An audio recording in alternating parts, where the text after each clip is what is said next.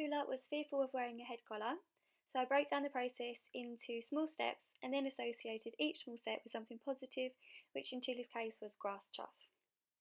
It is important to note that this head collar training was only started after Tulla was completely comfortable with me in her presence and with me touching her body as well. The first step was to reward Tulla for first looking at, moving towards and then touching the rope. I use the rope because it's not a head collar, but it's similar enough that she can generalise the skills that she learns with the rope to the head collar at a later time.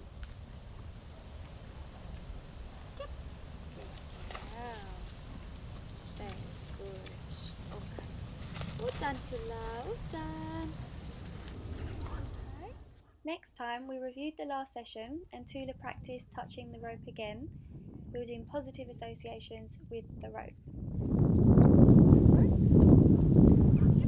Yeah, very good, Tulla. Next, I made a loop in the rope and shaped Tulla to put her nose into it.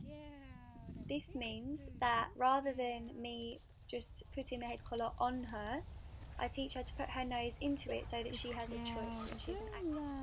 It is important to make sure that you make the loop big enough that they can easily get their nose through it to set them up to succeed. Well done. Good girl, Tulla.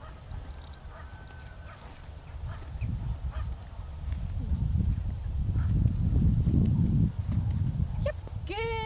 See that each time she is gradually putting her nose further and further through the loop. Close that nose in. Yep, good girl, Tulla. Oh, you are G. Next, I introduced the head collar in the same way as I did for the rope. So this began with just asking her to move her head towards it and touch it.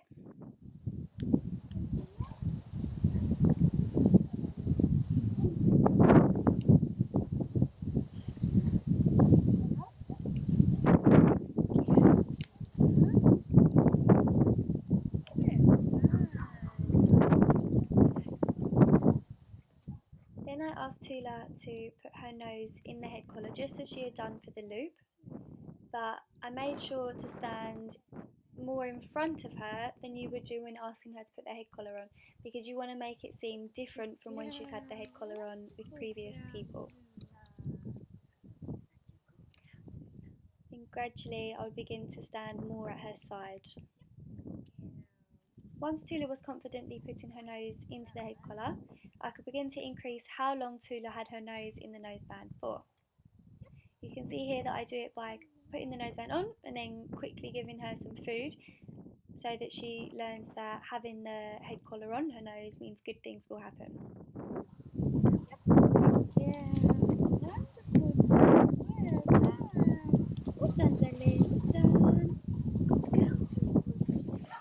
Now, we took a break for training because Tulla had to move out of the field which she had never left for 10 years.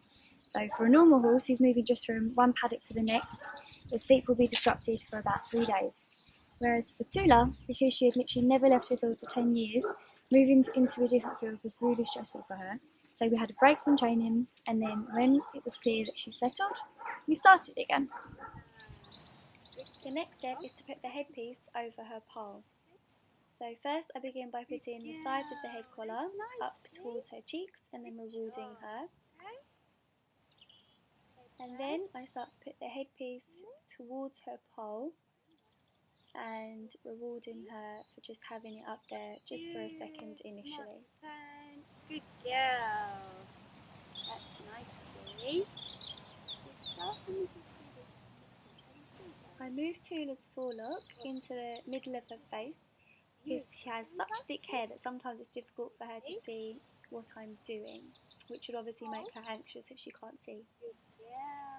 Now here, I was waiting for Tulla to move back towards me before I took the headpiece off, but looking back, I can see that I left it up there for too long.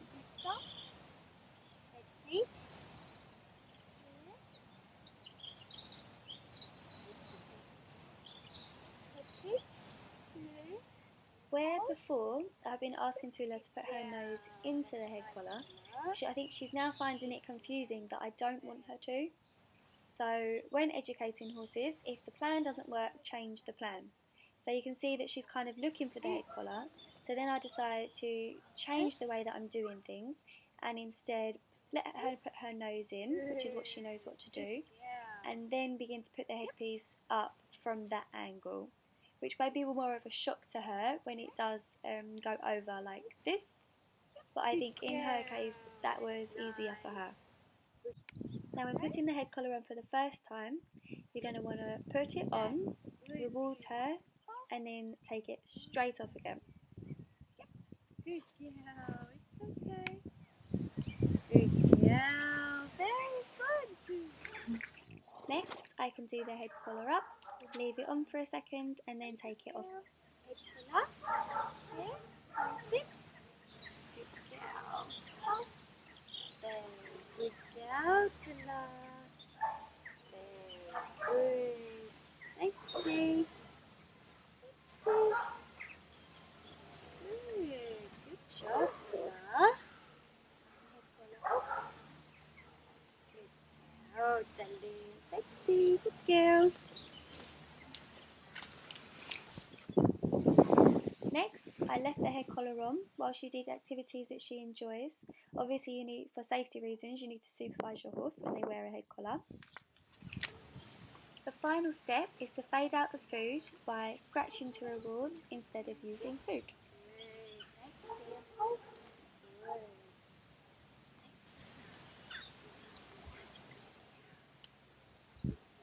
Good girl. Thanks, Kate.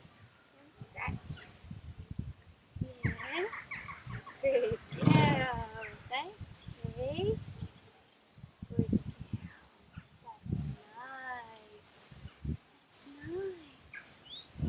That's it. You just chill. Good girl. That's what we want, though. Okay? Let's pull that off. Good. Thank you, T.